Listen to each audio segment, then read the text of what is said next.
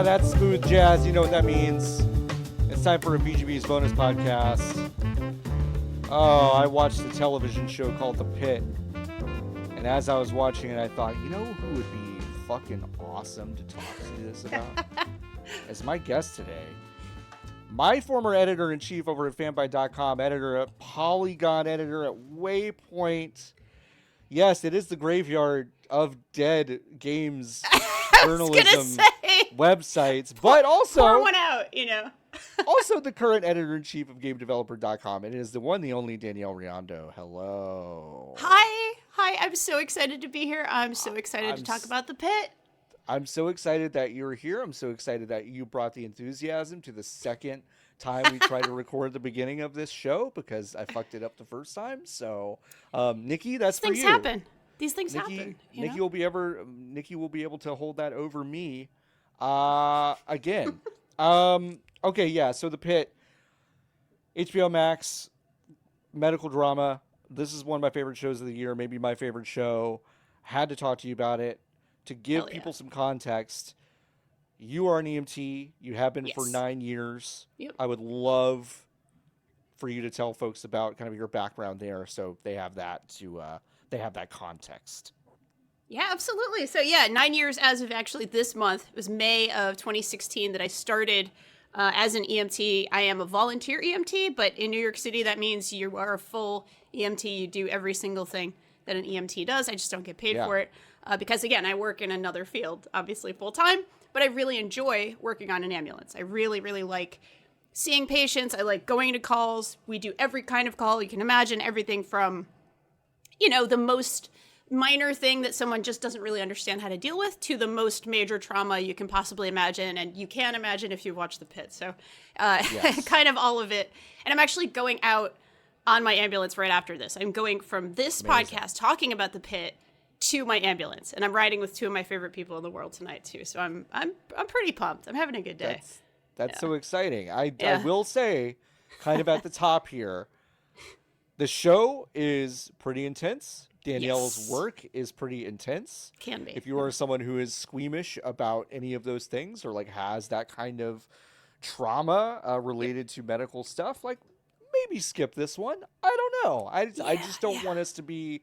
I want us to be free flowing with things, even if they're uncomfortable or gross or whatever, because this shit is sometimes really fucking wild. So just as a note, we have not previously agreed to just talk about the most traumatic stuff, but it might come up in the context of the show. So you, dear listener, protect yourself. If this is something that you're not going to enjoy, then get out of here. We'll see you at the next one. But for everyone else... And have a good day, right? Have a good day. Yes. But for everyone else, I would love to talk about The Pit. I would love to talk about how it kind of intersects with your experience. Yeah. And first, I just want to ask, did you watch ER when it was on? I'm curious. I did here and there. And actually, it's very funny because, of course, I guess this makes a weird kind of sense.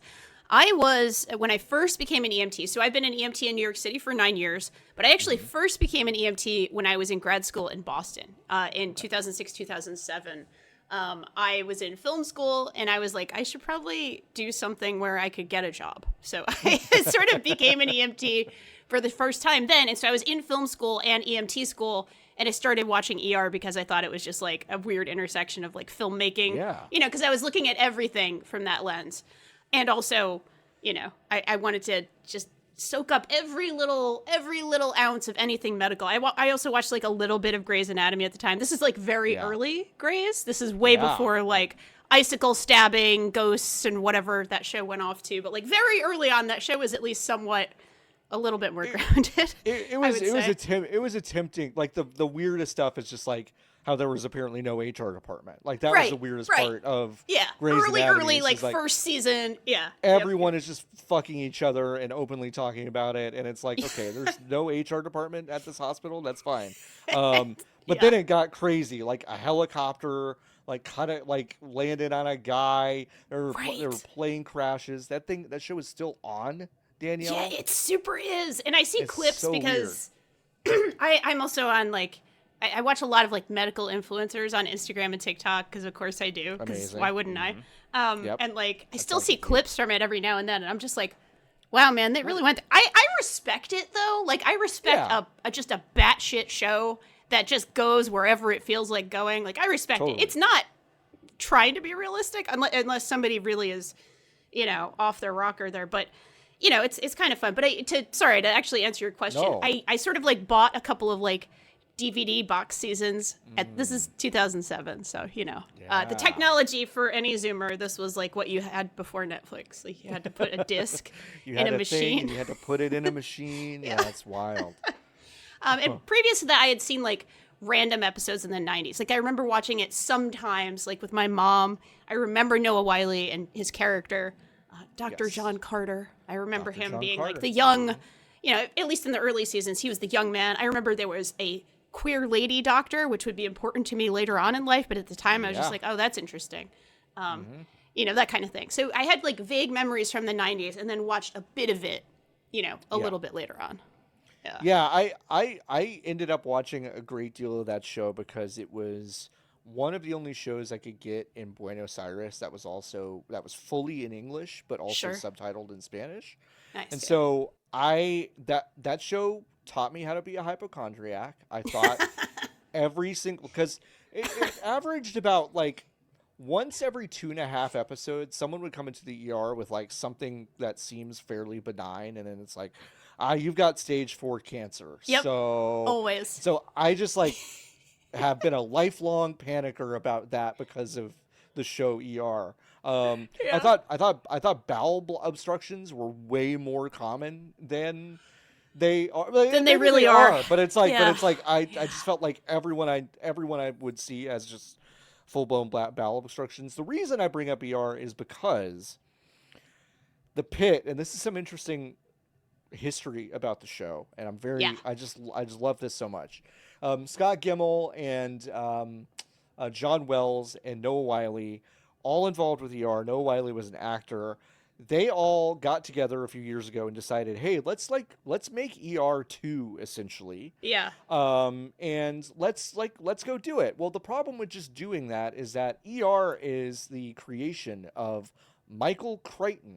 That's correct. Holy shit. Yes. The author of Jurassic Park and all of that stuff. So Michael Crichton's estate, Michael Crichton died.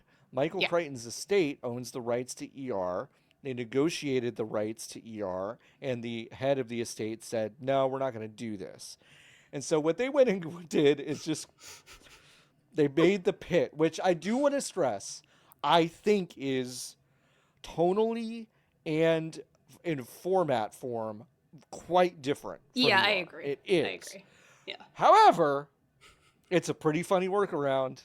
It sure is. It's so funny that the estate of Michael Crichton is suing Noah Wylie and the production partners over this. Now, it doesn't seem like anything is going, but that's the reason I bring this up, is that there is a pretty straight line from the legacy of ER to the Pit. But the Pit just ended just a few weeks ago, 15 episodes, an hour each, and it is a real-time kind of show like 24 is. So this was 15 hours of a single too long shift.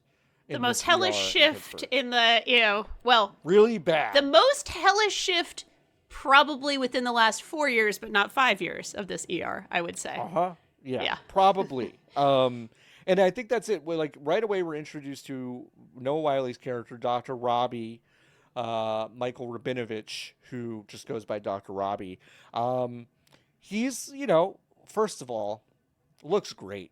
Can we just talk about that? He's doing amazing. He's doing amazing. 53, I think, maybe. Noah Wylie is in real life, so we can kind of be like, all right, the character's probably around that age.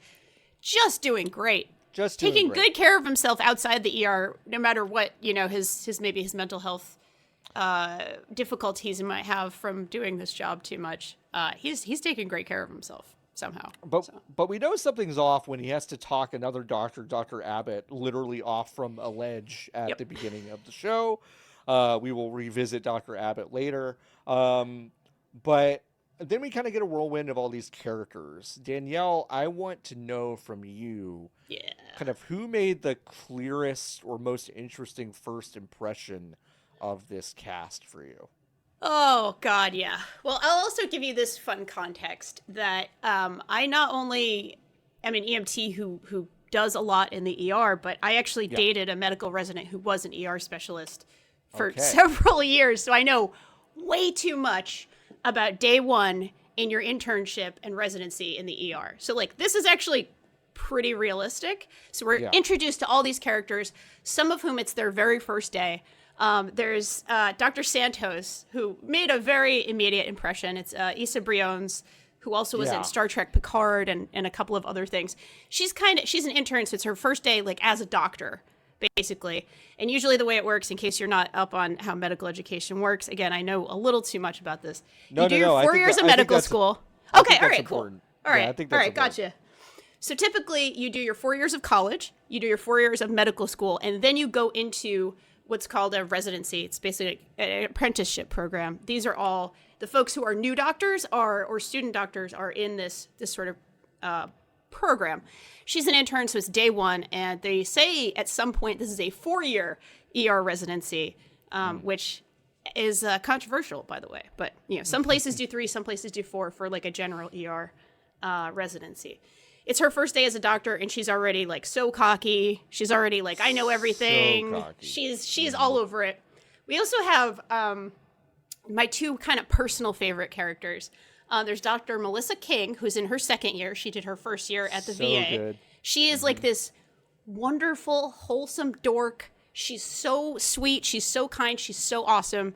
And then there's Dr. Javadi, who's like my personal favorite character on the entire show. Dr. Mohan, who is like made fun of for being a little slow, but she takes such great care of her patients. So I love her so much. She's amazing.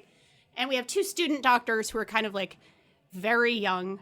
They are still in medical school, and they are green around the gills. They are just like, what's happening? What's going on? And then we have our more experienced residents. Dr. McKay is sort of went to medical school later on in life. Doctor, who is interesting to me for reasons. She's in her 40s. That's Dr. McKay. She's, I think, a 2nd year resident.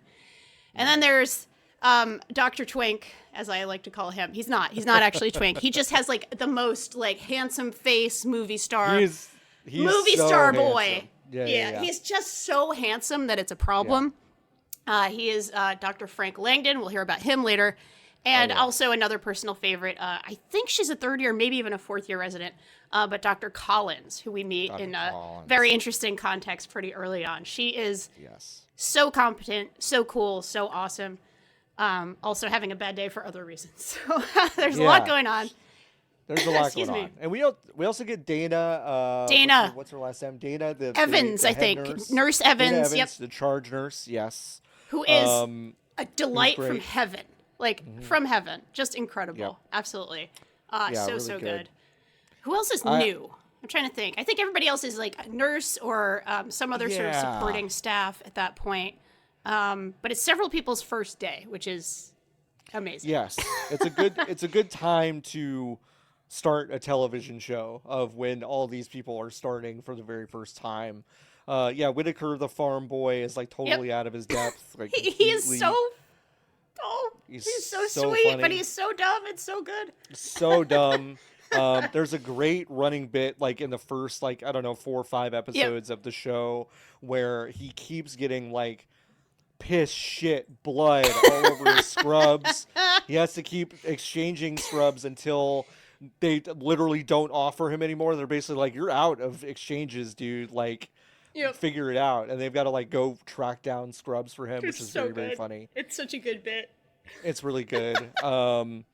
Mel King, there's a really funny Mel King, by the way, played by Bryan Cranston's daughter. So a lot of actual I didn't realize that. Yeah, really talented nepo babies in the show. Yep, definitely, yeah. A few really talented, totally there on their own merits, but let's be honest, some doors probably open for them talent here.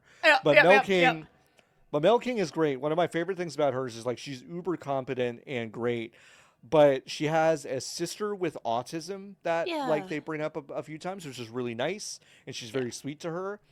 But I think my favorite kind of running, kind of not even bit, but just like a wink to the audience is like, yeah, Mel King, you're also completely autistic. 100%. Like 100%. Yeah. Oh, absolutely. Yeah. which is Yes. very funny to me.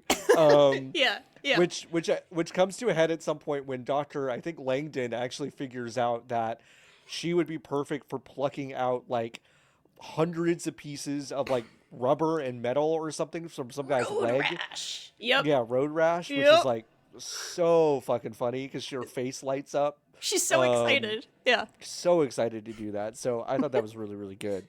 Um, yeah, we get a lot of clashing personalities. Not to like video game it at all, but like they just so clearly Yeah. they so clearly have sliders. Like every single one of them does. Oh, Like yeah. these weird Yep. like like you mentioned with Samira Mohan. Yep. Super slow. Not always hyper competent. confident, Yeah. but hyper competent, and Does also the like best job. bed Yeah. bedside manner is like a 10 out of 10. Yep. Yep. And I just love like seeing all these different personalities right away. Yeah. Was there any kind of case, especially early on in the show, before there's a big event that happens toward the end, which kind of, pulls all the Yeah. gravity like out of the room and it kind of becomes the Yeah. event. But in these early episodes, these first like 10 or so episodes, they really are kind of isolated cases. I was curious if any of them Yeah. like stood out to you as being, particularly interesting. Yeah, definitely. So very early on, it's one of the first things they look at is a really severe crush injury. And so here's Oh, where I'm going to yeah. get, I'll get a little gross let's with do some it. of it for sure.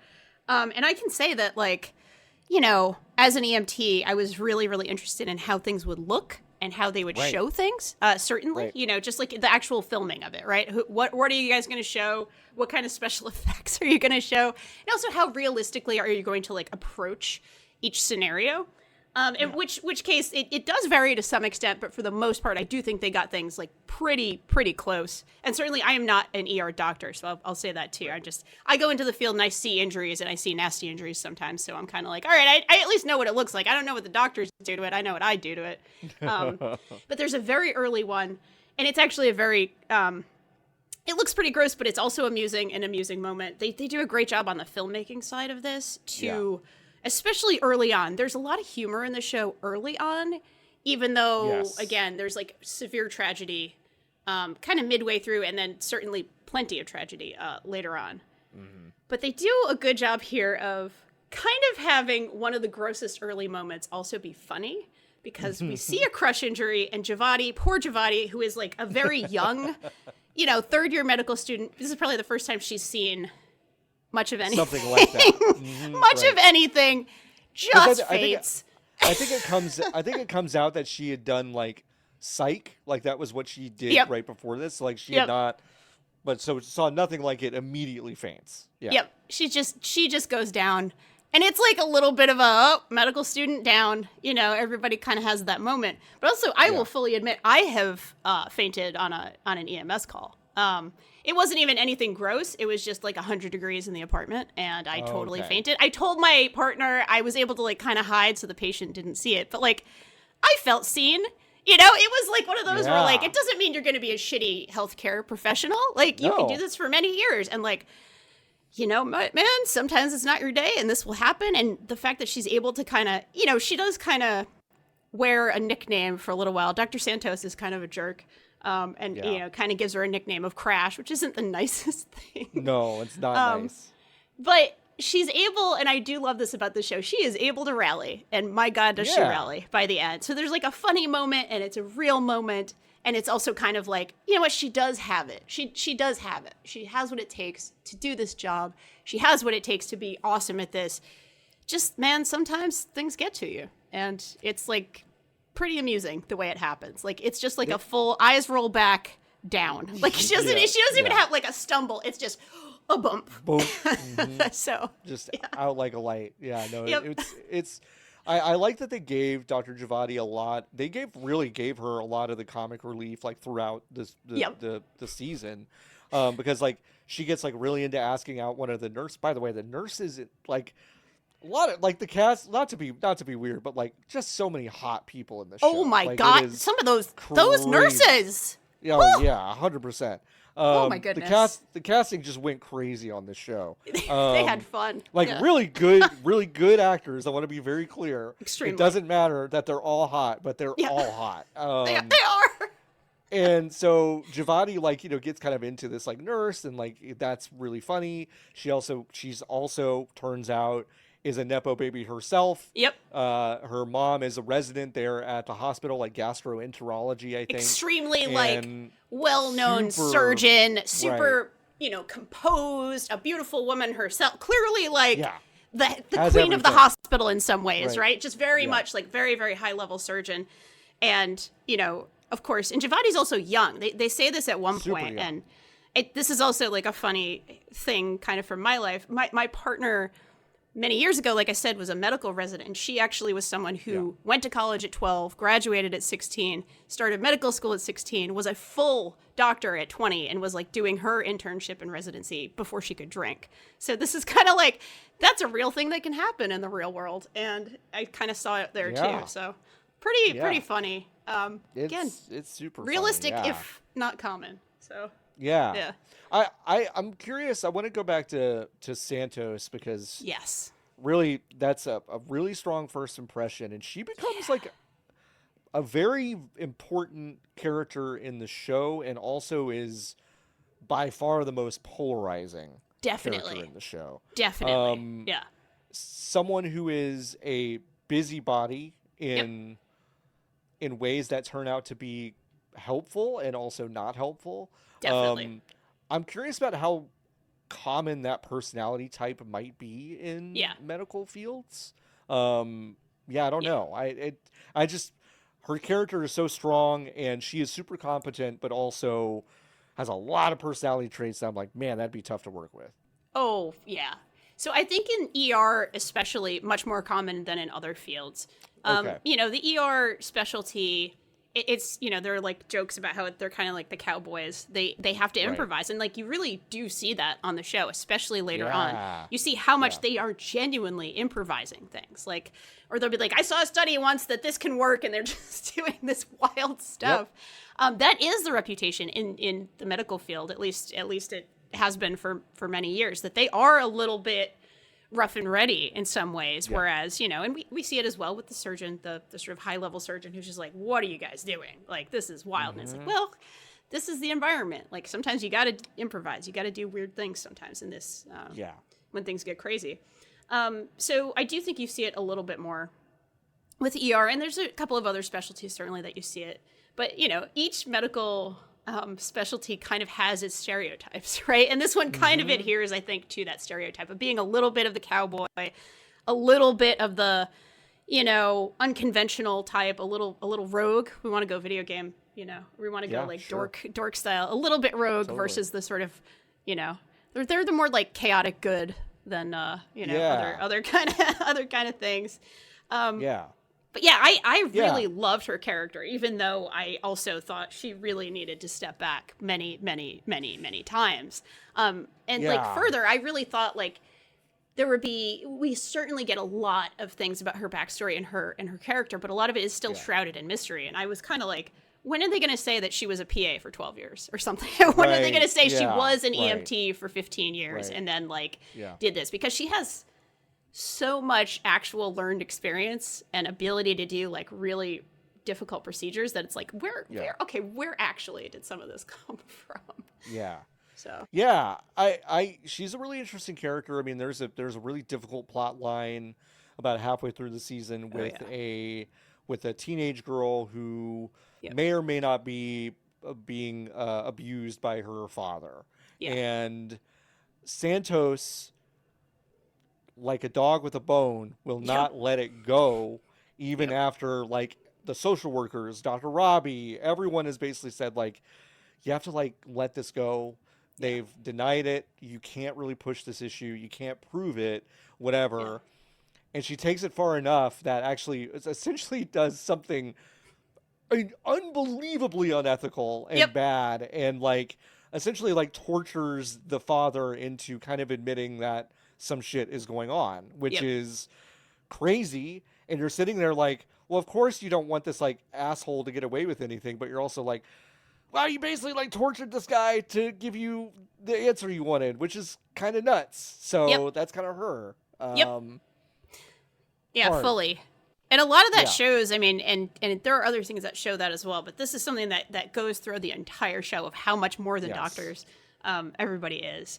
How much more than doctors, how much more than nurses, how much more than doing your job is entailed in the job. Now, obviously, in that case, she is going rogue. She is going way past certain things. But we see this in a lot of cases where some of these doctors are expected to essentially be therapists and social workers, and also sort of like just general help to people, as well as giving sort of medical help. And I was actually I watched a lot of the show with my sister, who herself is, she's not a clinician, but she's a medical aid worker. She spent the last couple of years in Ukraine actually doing, facilitating like an entire Family Health International's like entire apparatus they're supporting Ukrainian war effort. So she knows a lot of medical personnel, and she knows a lot of sort of the structure.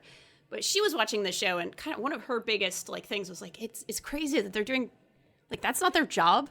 You know, when Dr. Robbie is basically talking to a woman who's very concerned about her son, who has shown signs of wanting to do violence against, you know, girls in his class. Women. Yeah. He gets extremely involved in that, and he's, you know, getting the social worker and getting other things, and he's signing things, and he's helping her through this. And she's kind of like, he's not a social worker. Why is he doing that? And I kind of turned to her and I was like, that's so much of what this is. Even me in my very limited capacity as an EMT, you know, on certain calls, I am there just trying to help somebody through a bad day. I'm barely doing anything medical for a person. I'm just trying to get them to the hospital so they can get the next level of care that they need. That is so much of working in any kind of emergency services, at least from my point of view, any kind of sort of medical emergency services. It's like parts of this have almost nothing to do with being a clinician. And it's just try to bridge the gap between everything wrong in this person's life and someone who can actually help them with this. And like having it being, you know, the only like line to try to bridge that gap and try to like get somebody what they need. So that was like, to me, one of the most realistic parts of the show is how often people are doing things that are not being a doctor or nurse. Just trying to do what they can with it. Yeah, I think that's certainly a big kind of subplot of the show, or not plot, but just kind of a characterization of the show is like, yes, the hospital is understaffed, but you get the sense that I think, but you get the sense that even if they weren't, a lot of these roles would still kind of have this overlap that feels very, you know, kind of like, wow, really? He would be asking these questions? Or it's like, well, not every doctor brings the social worker to every single rotation. Like, it's not like they're doing rounds with them. It's like, this is something that they've got to flag to themselves and go, hey, this was a red flag. We see it all the time. I'm going to go to the social worker. And the social workers were a big part of the show as well, which I thought was great, because that is a huge part, whether it is, you know, a bad home situation for some kids, or as we see later, a anti-vax situation that might lead to an outbreak of measles, or, you know, mass trauma, and, you know, being able to report things to families and things like that. So that was, I thought that was a very good, if not difficult, part of that show, was seeing like how often social care workers have to get involved in these cases. And there were so few of them at the hospital that like you just, again, you want to be like, you need a staff of 40, frankly, to do what's actually needed for the patients who are here. Some of whom, you know, I think the patient sort of population and the cases that you see, especially early on in the show, it was really good. It was probably higher acuity than you would see on a typical day at the ER. You know, you absolutely see, it could be absolutely anything at any time. But like almost everybody is having like a very severe emergency. And, you know, there are a few people who are not, and that's, you know, important to the plot, because we get to see, you know, Dr. King understand how to deal with an autistic patient and give him like, you know, extra care and extra sort of communication in his style. We see a young trans woman, and, you know, Javadi being like, let me update your pronouns. So we see some of these lower acuity cases that are like, oh, this is like an everyday injury that would, you know, happens at the ER all the time. Somebody who, you know, has a bad cut, or basically would be considered walking wounded, as you see towards the end of the show, in a trauma scenario, in a mass casualty incident. But like it is a little bit of, you could see the TV writing there in those cases, because it's like anything that's not the most crazy imaginable, emergency situation, 5-alarm, calling a code. It's kind of like, all right, we're going to talk about an issue here. We're going to talk about an issue. Yeah, we gotta. All right, let's check this off. Yep. Which I don't. Not a bad thing, not a complaint. It's just a little funny. Yeah, it is. It is a little funny that it's like, oh, what did you do today? Okay, well, in the past 8 hours we had a mass casualty incident, a crush injury, a very horrible burns, a very protracted series of tests for a brain dead college student. Yeah, college kid. And like a trans woman came in, a woman with sickle cell came in. Yep.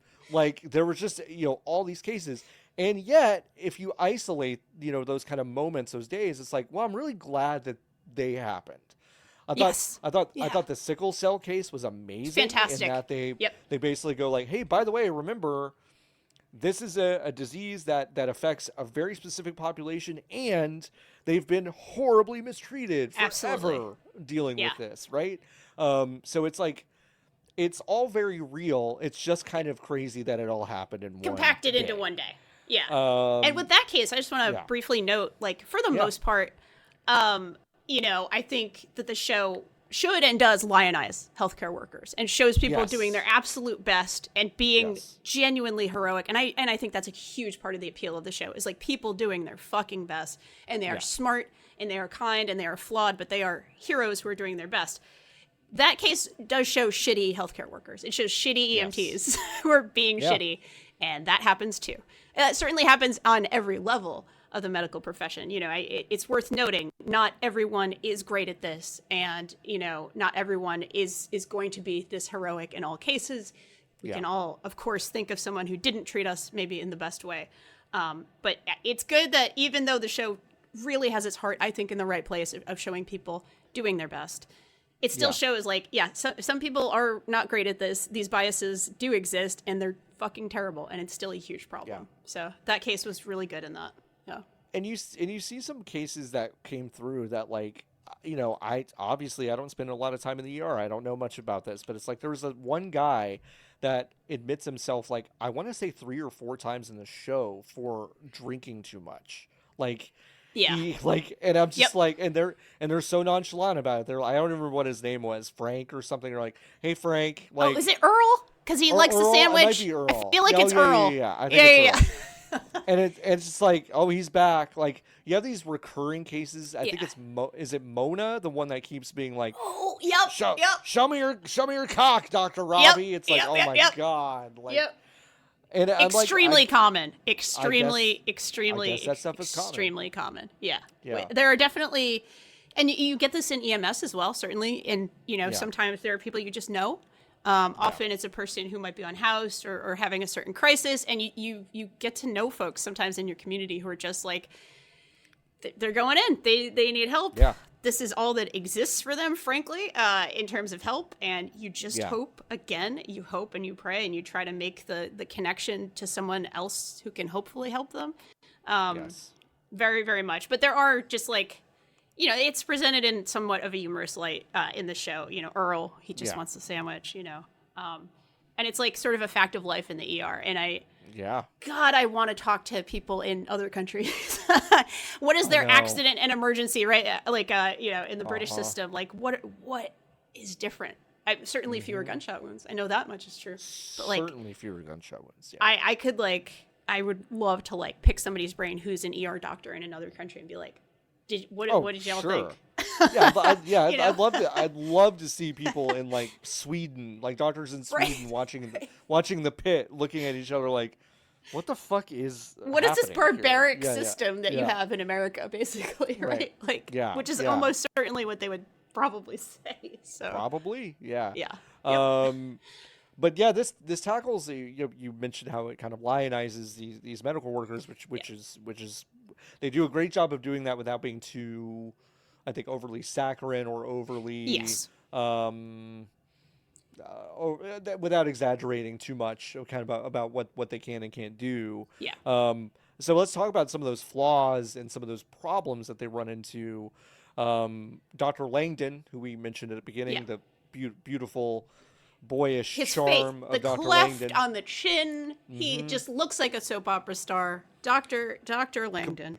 Completely competent, very kind of like, I'm going to say likable. There's something very likable about in most cases, absolutely. In most cases. Yeah. But Santos picks up on some things pretty early, and kind of, again, dog with a bone, can't let it go. Yep. Figures out more or less that Dr. Langdon's been swiping benzos from the lab and might be taking them on the sly. And it turns out that that's true. So addiction is one of these things that is followed in the show, ironically or unironically. I think Noah Wylie himself said, "Yep, this is so common that we wanted to show it in both places." Noah Wylie's character John Carter was the one being intervened with in the ER for a drug problem, and now it's Dr. Langdon. What did you kind of think about that? And like, I have to imagine substance abuse is a enormously common way for medical professionals to deal with the stressors of that job. Yeah, absolutely. I remember more of this on my end is sort of, reading about certain cases and understanding certain things and hearing, through the grapevine about like, did you hear about this person and this happened to them? And there's also, it goes hand in hand with with both the PTSD that everyone has on this show. The youngest people will have it not long from now, maybe starting on this day. But incredibly severe PTSD. For Dr. Robbie, specific to COVID and watching his mentor die basically in his arms.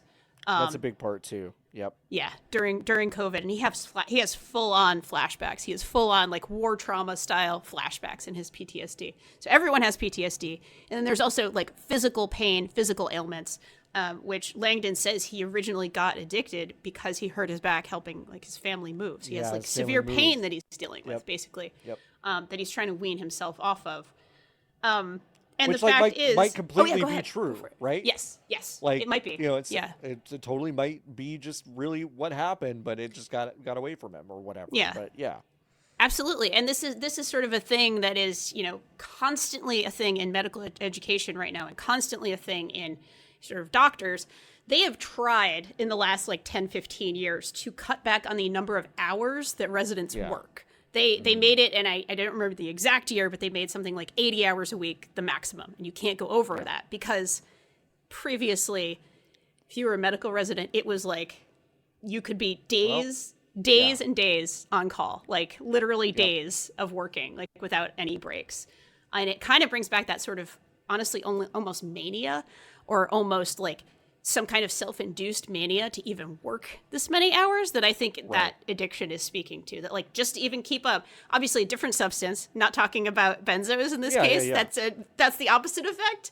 But, I don't think it's like out of place to say that, many an old school physician may have had perhaps a, the opposite effect problem, a little bit of white powder. Little coke habit, Well, little bit of a coke habit just to get through residency, just to get through literal 120-hour weeks.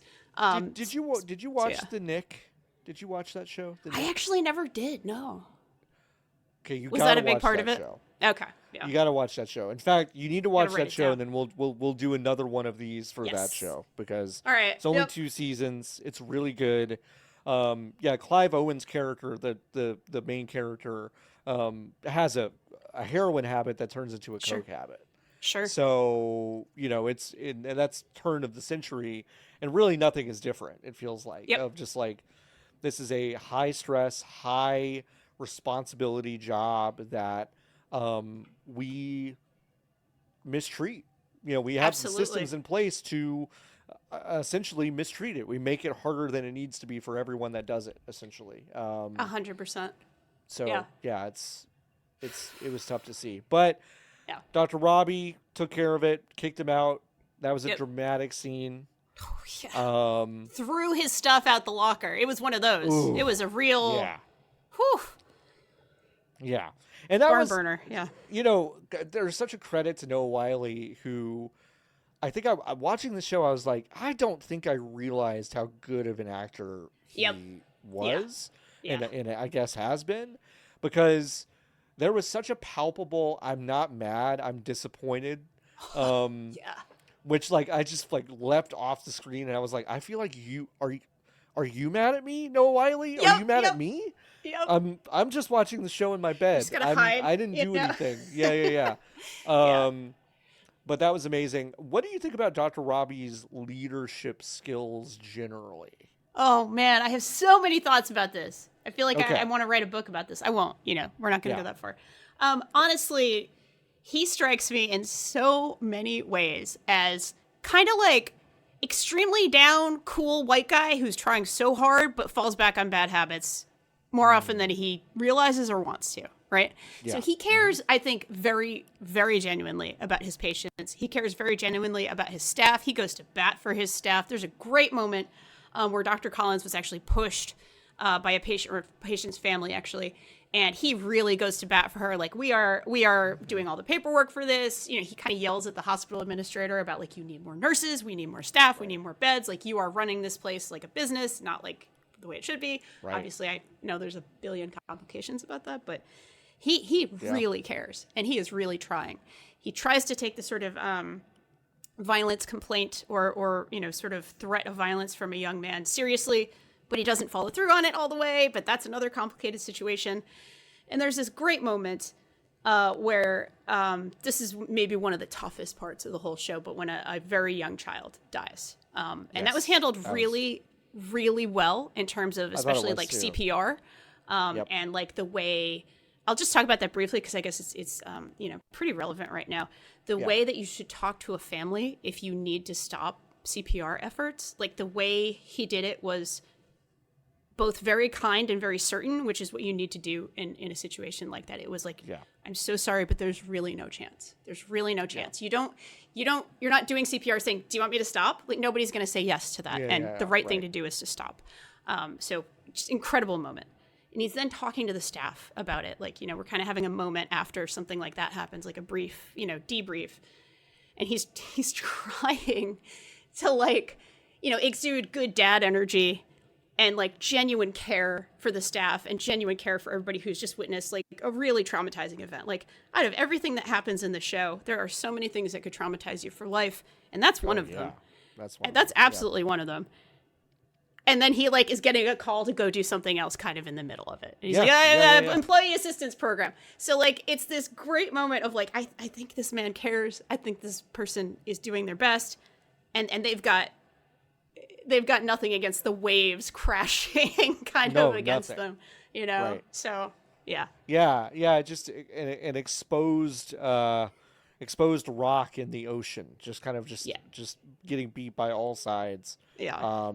I Dr. Robbie, they focus the most on him in the moments of kind of this like PTSD response. He flashes back. The only real flashbacks in the show are his as they're dealing with the COVID outbreak for really the first time, and it is harrowing and really disturbing. I know a couple of people who, and I have my own questions for you about this. Please. If you're willing to talk 100%. about it, but like, I know a couple of people in New York who were doctors in ERs, and they will readily admit that being an ER doctor during COVID was like the thing. Like, it's the thing that traumatized them, and they will never be the same. And it's like a deeply, deeply sorrowful thing for me to hear someone just be matter of fact of like, I was here when this just completely broke me. And Dr. Robbie's experience is exactly that, of just like, maybe was okay before that to some degree, but then has not been okay since then. As someone that was doing it, in New York during that time, I'm curious about your thoughts on them looking at COVID in this way, and if you had any thoughts about that. It was kind of one of my favorite parts of the entire show, to be honest, to show how to show it. It's not pleasant, but it's really, yeah. It looked like that. Like, there was nothing about that was even slightly an exaggeration. I was going out on 911 calls. I was going out in March of 2020, right before they declared the emergency, and I probably was exposed at that point. And then I was going out again once we had enough PPE, frankly, for my ambulance corps in April of 2020, when the death rate was pretty high still. I will never forget. This is gonna be a little real, just FYI. Yeah. I will never forget my very first patient. It was like April. I don't even know what day, but it was April. We were working together, John. Actually, now that I'm thinking of it, like this is definitely during my time at Fanbite. 100%, my first call during the worst of COVID. Those first couple of months, I went to a house and it was an elderly woman, and she's in her 80s. She was like having just really reduced function overall. She absolutely had COVID. I was in like a hazmat suit. I was in a Teflon suit. I looked like the doctors look in the show. And the family are like, she found another family member lying dead on the floor a few days before. And she had COVID, and we were bringing her in. And, I remember what the ER looked like. I remember what this woman's apartment looked like. I remember she was such a sweetheart. She was just so confused. Didn't know what was going on. And she was like, the family was like, normally she's pretty functional. Like she's older, but she's able to usually function. And it was like, she had to, again, I don't mean to be super gross or anything, but like she had like it's sort of like a little unit for her to go to the bathroom. And she like, we're lifting her up out of the bed, and she's like, I have to go potty. And it was like, oh, okay. And like, you're kind of getting her over and letting her go and doing what you can for her, and then bringing her in. And she's just so confused. And, you go to the ER and it's beds all in the aisles, and, doctors from every state who are there just doing their best. And just, it's a lot of chaos, and it's utterly terrifying. At that point, nobody knew what was really going on other than we have a pandemic and we don't really know what to do with this. So it's like a patient call I'll never forget. I didn't have anybody die in my arms, I could tell you that. So I didn't experience that, but everything about those scenes was so real and so well done. And like, I could imagine, people who think it was no big deal. This is like a whole thing, right? Of people who don't think you should mask and didn't think it was really that big of a deal, because if they didn't see someone die, or they didn't have a loved one die, or they didn't have an experience with it, it was, some kind of liberal propaganda or whatever people say about it.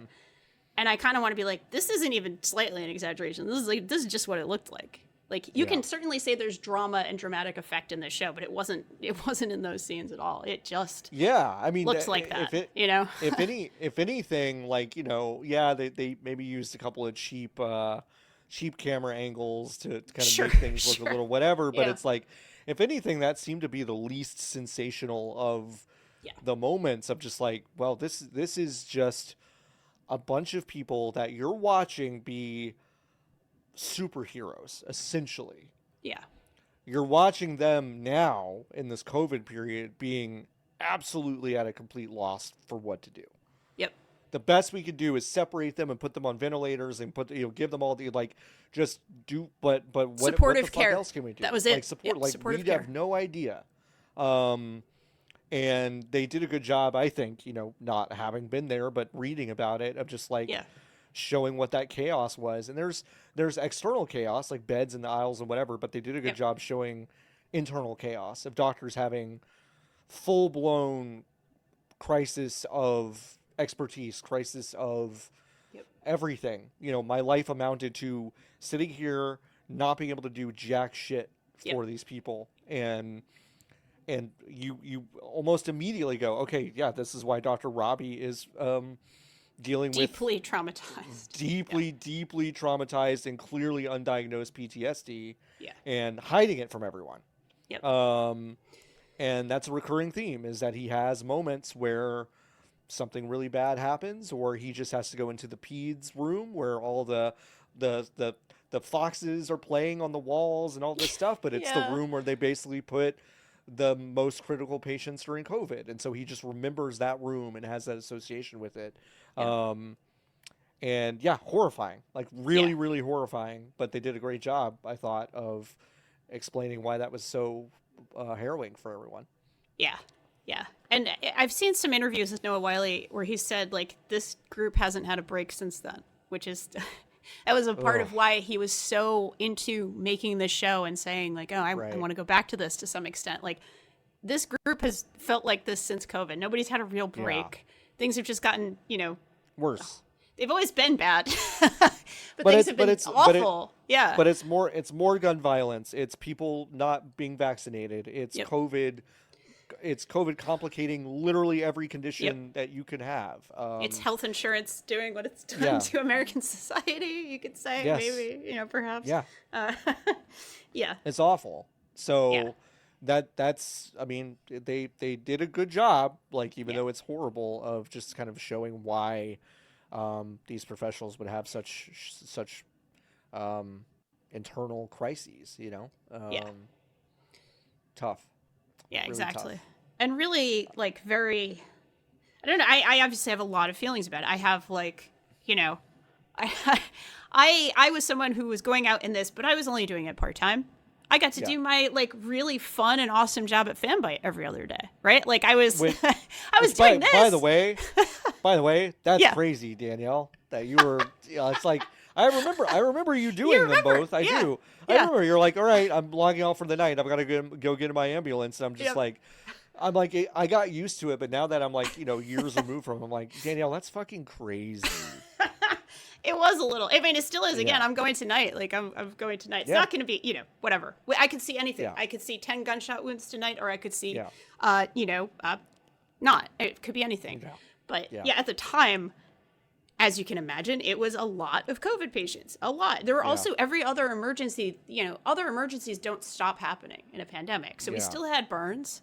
We still had people who hurt each other. We still had, again, not to be too much, but like domestic violence calls. We still had everything else that we have. Drug overdoses. We have lots of those. But yeah, I was in like kind of two minds about this, because I really love sharing stories about this. And I really like telling people about what it's like on the ambulance. And I also never want to be like, look at me and how awesome I am. Because again, I do it part-time. It is only part-time. It's only ever been part-time.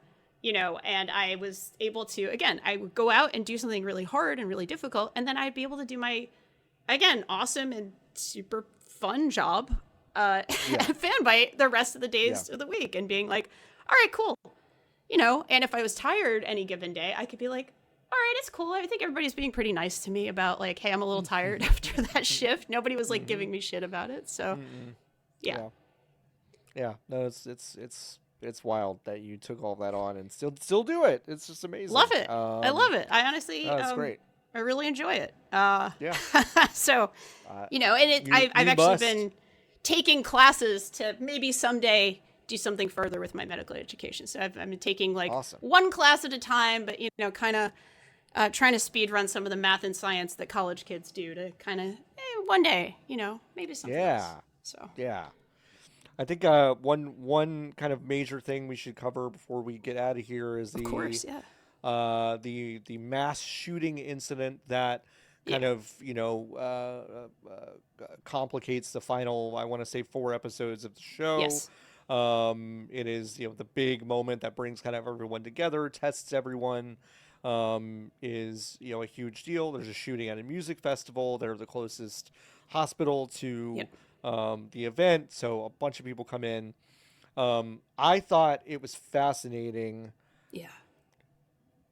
I have to imagine this is accurate, but it's like what happens is they basically all get together, they know it's happening, and they go, okay, all of our protocols, they're completely changing right now. And here is what the protocol is, and you all need to remember it as I said it right away, and then not forget it. And there was teamwork to make sure they understood, but it's like it was so wild to watch them go, okay, the past 10 hours that you at home have been watching the show and you kind of got a sense of like how this is going to go, like throw all that shit out the window. We're tagging them about like, okay, are they basically like absolutely dead? Then we're not going to even try, which is like sobering. That's black tag. But it's like, but you're like, I guess what else would you do? You're not going to prioritize the people that you probably can't save. And not only that, but then their techniques change. So putting an IV line is, I did not know this was a thing, by the way. You didn't know about IOs? No, I had no idea. There is a gun that essentially allows you to just shoot a line into a person without into a doing bone, like actually. Yeah, they go into the bone. all the way into the bone. Yeah. Fucking crazy. Because I didn't know about that. And I was like, because when I saw it the first time, I was like, oh, you mean they don't have to like, because I am, again, we you know what? We said it at the top. I don't have to keep reminding people. Oh, but I'm a person who, they rarely find my vein the first time. Yeah. Yeah. When Some people are tough to stick. Yeah. When they put a line in. And folks, I've been cracked open. I've broken bones. I've had catheters removed. I've been through a lot of medical trauma, but not hitting the IV, the vein for the first time and having to kind of move it around and find it is my biggest, like, fucking kill me, like, medical that's thing. not fun. I just really don't like it. Yeah. In fact, I usually scare the shit out of whoever is doing it before I go, if you don't hit it the first time, I'm going to fucking flip out. Which is not nice. Like, I should not be doing that, but like, I that's what I do now. And honestly, I've had a pretty good win rate with doing that. Nice. They really take it seriously. Yeah. They do take it seriously. And honestly, I've had a lot. I think I had some trauma as a kid, but really a lot of people are really good at this. And so I've gotten used to expecting it to be okay. But it's still one of those things I have trauma over. But then they just show like, oh, like, shoot this thing in. And I didn't know how it works. So it's in the bone, I guess. Yep. That's paramedics crazy. have these on their ambulances, actually. Okay. I don't, but I know what it is because we work with paramedics a lot in the New York City pre-hospital system. And they usually go in the leg. And usually when somebody's like a fairly extreme case, but in the show, it is really funny. I'm not going to lie. The way they do it is quite amusing. A person who is works as a clown who was at the festival and was injured. This is so good. He's walking wounded. He's injured, but he's kind of a green tag. He's walking, he's talking, he's mentating. He's able to kind of, he's like, the pain is bad, but I'm okay. I'm basically okay. And Whitaker, who previously did an IO on someone who was unconscious, is like, little pinprick here, sir. Jams it in his arm, and he goes for an IO in the arm. And the guy's like, that hurt worse than the bullet. And Dr. King, bless her soul forever, it's just like, oh, that won't do that one again. Whitaker, quick huddle. She just kind of does this moment of like, quick huddle, okay? Like, she handles it really well, actually. Like, she knows to take him off to the side and be like, why did you do that? Don't do that. Yeah, why did you do that? He's like, oh, everybody gets an IO. And it's like, if they're unconscious, because they hurt really bad. And it's usually in the leg. Typically in a pre-hospital setting, it's in the leg. So it's like already not quite as painful as sort of your tender little arm there. But that's a great moment in the show. It's also it's a good moment because it shows Whitaker being like, he doesn't know what the hell he's doing, but he will one day, right? You get the sense about him because he does care a lot about patients. He's been peed on, he's been pooped on, he's been everything on, and he's still there. A patient died on him very suddenly. Patient dies on him like almost immediately in his shift. Almost immediately, yep. Mm-hmm. So you get the sense he does not know what he's doing, but I think he'll be a good doctor because he cares and he shows up and he's trying to learn, even though he makes mistakes like this that are not. You're not harming the patient. It just hurt more than it needed to. He's not going to die from getting an IO in his arm. It's just like a very, oh dearie, one of those. And that was just one of like a lot of ways that this whole, show got flipped on its head. And another way that I thought was really interesting is that, the blood banks were almost immediately depleted within the hospital. So they had to go out and get some flown in. But in the meantime, people are donating while operating, basically. While they're operating on people, which is, I know is something that happens, but is a wild thing to see. Yeah, a lot of the MCI, so mass casualty incident stuff, as I was watching it, I was definitely of two minds of it being like, sitting here, like, I have to go through a lot of training for things like tourniquets and doing triage in the field. So the way they explain triage, they actually explained it really, really well. In terms of, the way Dr. Robbie was telling the brand new attending, he was like, I was a resident 6 months ago, and now he's now triaging alongside another doctor who was an amazing character. She's only really in the last couple of episodes. And I can't believe I'm blanking on her name, but there's like another attending there. She ends up kind of taking Santos under her wing to some extent and teaching her a little bit of bedside manner. I think it's Dr. Ellis. I think Dr. Ellis. Okay. Yeah. She's great. She's not in much of the show, but I think she made a really great impression as well. It's like just competent, awesome doctor who comes in and is helping with this absolute disaster. Yep. But the two of them are triaging people coming in from EMS and from just random trucks and cars that people are just bringing people in as quickly as they possibly can. They actually explain it super well, like who is what kind of tag. And, you know, the way I've always been taught is it's RPM. Are they having respirations? Do they have a pulse? And do they have any mentation? Or they, you know, if you say, what's your name? What's 1 + 1? Okay, if you pass all of those things, you're a green tag. If you're missing one of those, okay, and you might be a red or a yellow, depending on which one it is and how bad it is. So, like, you're supposed to be able to triage patients, even as an EMT, within, like, 10, 15 seconds. And they did an amazing job of, like, showing that and showing how hard that is to do. I've never been in a mass casualty incident. So, you know, I'm sitting there like, would I be up to the task? Would I be able to do this? Would I be focused correctly? Would I be fast enough to do this? I'm sitting there thinking of that as I'm watching a TV show that I know is fiction, but also is like hitting so close to things that I am trained to do and I'm supposed to do, that I'm sitting there like, holy shit, like in the moment of it a little bit. So actually, I want to share one quick story if I can. Please. Yeah, of course. Of a person I ride with on my ambulance who is getting the New York State EMT of the Year award next week. That's huge. Because he was present. There were a bunch of videos about this a few weeks ago, actually. He was present when someone was run over by the subway. And before EMS got there, he had a tourniquet. And like fire turned off, you know, the electricity on the third rail. And they let him go under and put a tourniquet on this guy and save this person's life. Like in real life. And I'm kind of like, that's crazy. I want to be like Matthew. And this is like a guy I ride with all the time. He's like a super chill and humble dude. He's not a professional EMT. He's an EMT like me, volunteer, but he's been volunteering for 20 years. And it's kind of like, that's where my brain went. I was like, okay, can I be like Matthew? You know, I was kind of doing one of those in my head, watching all of these scenes. And then, of course, now watching all these, my new friends in my head of the show, all these characters that I have come to know and love.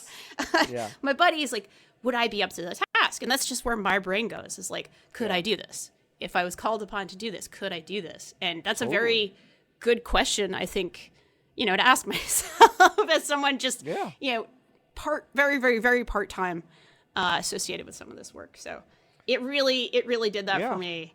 And it also certainly was like a beautiful depiction of teamwork. There are even like little moments, really lovely moments of like, even like the janitorial staff being fucking amazing and like mopping up the blood, and Dr. Robbie, you know, who is underwater, is still having a moment to say like, you guys are doing amazing. Thank you. Like, thank you for what you're doing.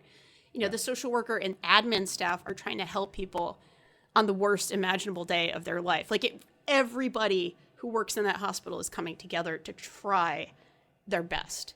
And so that just gives me a good feeling. It's like, oh, this is the worst thing that could ever happen. Right. But it's the Mr. Rogers thing of look for the helpers. And like everybody there really was doing their best, just trying to help.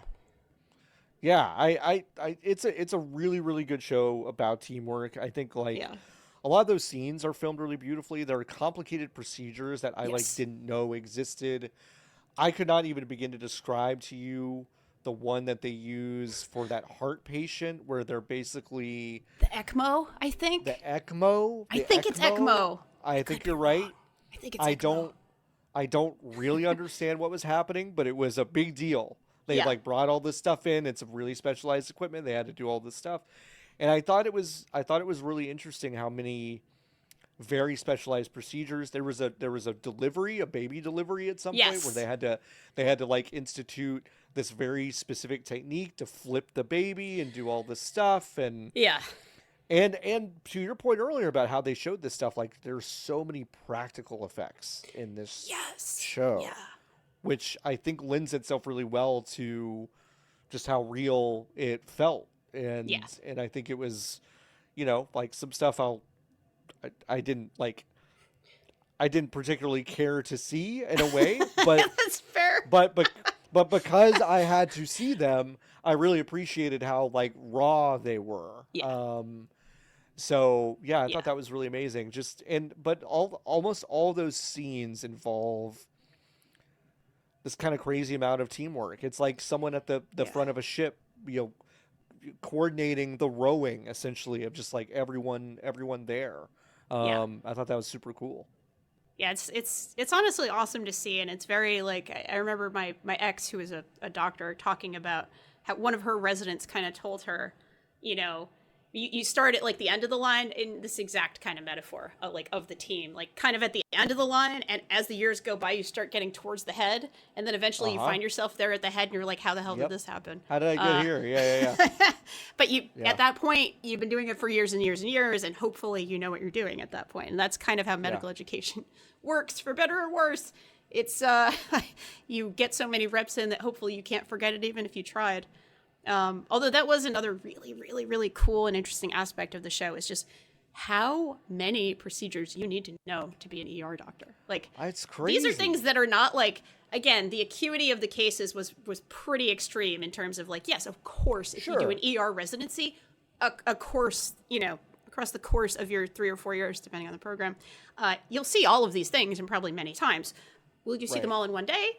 That's a little tough to to maybe, you know, you might. It is possible. But, you know, the acuity being that high, it's kind of like they're doing like every procedure under the sun and literally inventing new ones. Like Javadi was figuring out how to use equipment, you know, for one purpose for another purpose. Like legitimately like improvising equipment at that point. Incredibly cool. Yeah. Yeah. Incredibly cool and so impressive and very like, man, that's tough, but it looks pretty awesome.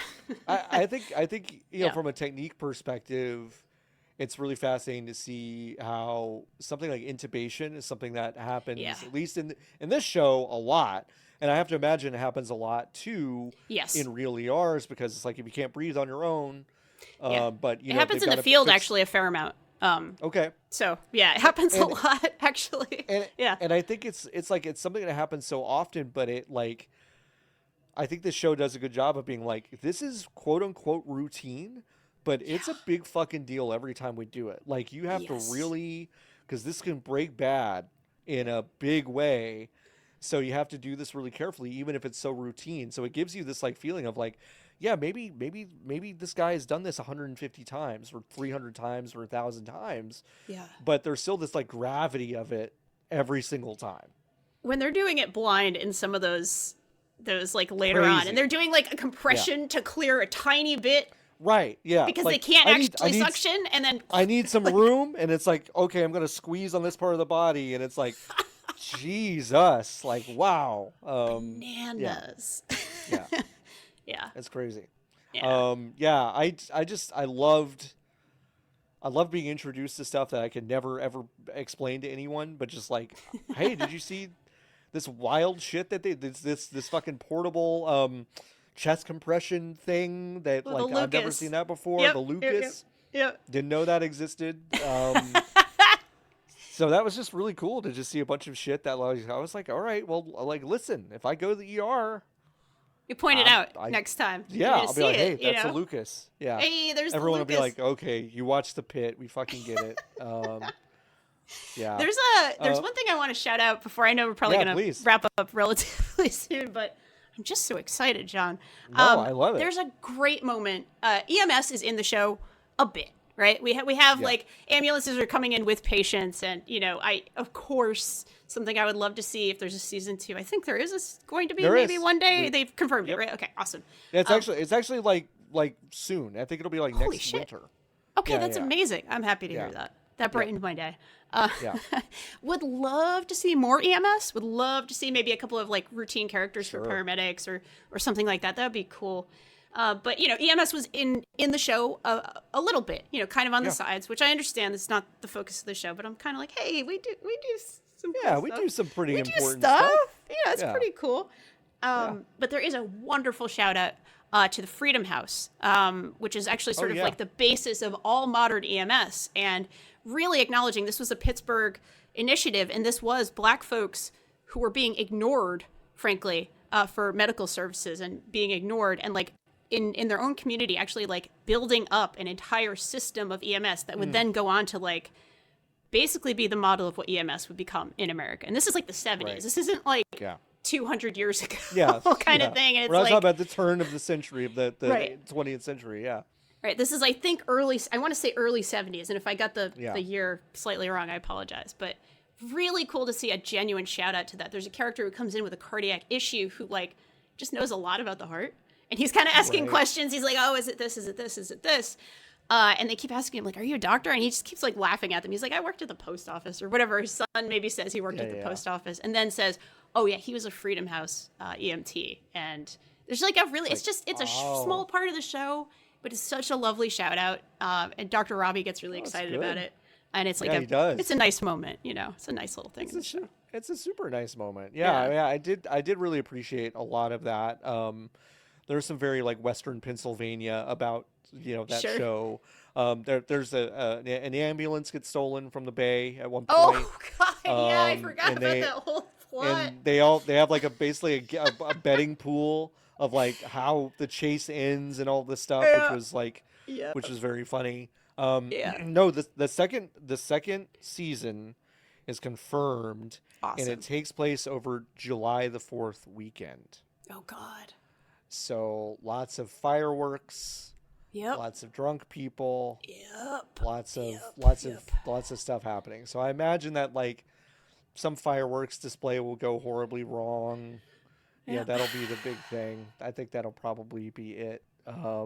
Yeah, we even talk about that in EMS, like as you might imagine. I've done a fair number of shifts on holidays where you are kind of told like, all right, we're going to start seeing for the worst. Yeah, we're going to start seeing this. Not to make fun, not to say, no one's injury, just to be clear. I know sometimes talking about EMS, EMTs have a gallows sense of humor sometimes. And so I never want to make fun, obviously, of any patient ever for any reason. It's just like, I think it's a coping mechanism, frankly, of like, you see it in the show with the betting on this ridiculous thing. And, It's a coping mechanism, but I also think like you could see it as like you're making light of something, but I also think it is, I interpret it, maybe it's just because I've been kind of through hospitals a lot of times. I interpret it as basically a connection to the person that did the stupid thing or had the traumatic incident happen. It's more of like a lack of judgment than there is kind of a presence of judgment in a way. Yeah, it's definitely. Like I don't have to close off my sense of levity or humor to treat you because I understand that like shit happens. I see it every day. Yep. It's not something that people are immune to. Like no one's immune to this bullshit happening to them. Like no one's immune to it. Yep. So I do like it is gallows humor, and sometimes it does catch people off guard, especially if they hear me say something wild about medical trauma. But it's like I don't see it. I get it. I totally understand it. So but yeah, like that's really present in the show as well. And I don't know. I'm really looking forward to it. I hope season 3 is like a Christmas Oh, season. sure. Yeah. Because that feels like a natural progression to me of kind of like, okay, normal kind of spring. There's a concert, whatever. Okay, now we have, maybe they'll do the seasons. Maybe Halloween night, the third season. Yeah. And then like Christmas or New Year's. Yeah. The night the season after. Anyway, the cool thing is that idea. they could just make this show for the next 20 years if they wanted to. I don't know if they will. Right. But I don't know about you, but when I got to the end of that shift, they basically end the show, the end of the shift, they go to the park or whatever. Yep. I don't know what it is. I just really like the show, I guess. My first thought was like, cool, see you tomorrow. Yep. I was like, see my buddies tomorrow. Yep. I would watch all of that again tomorrow. Like I would do it again. Same. And that's a rare thing for a show to do to me is like, yeah, I'm ready. Go for it. Yeah, it was the same way. And they have that moment of like, they hear, the ambulance go by and they all like jerk up. Like they do that thing. And I was like, I was talking to my sister. So like I said, I watched most of the first few episodes with my sister when I was actually at home in Rhode Island My mother had just had kind of major surgery, and we were all just kind of helping out with Right. the family. So we were like, oh, you know what's better than just being in the hospital all day? Being in the hospital all day, then coming home watching a hospital show. This is great, right? Yeah, it's So great. we were doing that. And then, a couple weeks later, I finished the show, and we were texting each other. And she was like, "Oh my God, that last scene, it was so crazy. They're like, oh my God, the ambulance. We're on duty, and then they have to have like a moment of like, oh, we're off duty. Okay, We're off duty. That like Yeah, we're not pulling doing that. back." And I kind of told her, I was like, I feel like that every time I get off shift. Like I'll feel like that tonight at 1 or 2 in the morning. I'll be like walking home, and I'll see an ambulance, and my head will whip around. And I'll be like, "What's going on? What do we do?" And then What are we I have to doing? be like, Where are we "Oh, going?" I'm good. I'm done now." Not doing that. Can't do it. I know, it's so weird. It's I real. mean, there must be. You just get conditioned. No, I mean, like no, I know, and I mean, you had mentioned kind of the mania earlier, and we see that with Doctor yes, Mohan toward the she end. fully gets it. Yeah, yep. Fully is like, hey, I'm ready to go for another 12 hours if you want, and everyone has to kind of talk her down and be like, yeah, You got to sleep. you're experiencing a mania right now, and you need to go to sleep. You're going to crash really hard. There's a really awesome, like a doctor on TikTok or Instagram that I watch who said like some people were like bringing that scene up as being like, what an over dramatized thing. And she's like, that happened to me so many times during my residency. This doctor was like, this happens all the time. You get an adrenaline rush and then you crash and you just start crying or just whatever happens. And it's like, this happens all the time when you're not sleeping enough and you're experiencing trauma and you are, facilitating surgery on patients or minor surgery on patients in the middle of a crisis. So it's like, she's like, I felt so seen by that. That was like the most seen 100%. I felt in the whole show. So makes sense. Well, this I love this show. When they do season 2, we got to do this again. Hell yeah. I would love to do that. We could do a medical drama-rama, whenever. We could. I mean, like really, I was up. like, I'm down. I'm like, you got to watch the Nick. We got to talk about that. It's about time for my yearly rewatch of that show. I watch that show hell every yeah! year. I really like that show. Oh, that's awesome. Well, I clearly need to watch it, and then we can chat again. You will. I think you will like it. It is a much darker show in some meaningful ways, but it's also very interesting. So yeah, we'll have to do this again. We'll make this this a semi-regular thing. Love that. Where can people find you? Where can people, That's check such a good stuff out question. of I'm on yours? Blue Sky. Let me make sure I actually get my Blue Sky name right, because that would be funny. I think I'm just Danielle R.I. Yeah, I'm just Danielle R.I. So DANIELLERI on Blue Sky. And if you want to go to gamedeveloper.com, that's where I work. That is where I am. That's where I do my thing. That's amazing. Thank you so much. Folks, this has been a really fun one. Hell yeah. If you liked it and you're listening to this for free for some reason and you didn't give me money and you pirated it, first of all, congratulations. That's incredible. Second of all, you can go to vgbs.com/join the Hive. You'll get these every single week. This is a very special bonus, but usually they're a little less special than this. But this was a really special one. But yeah, if you like it, tell your friends.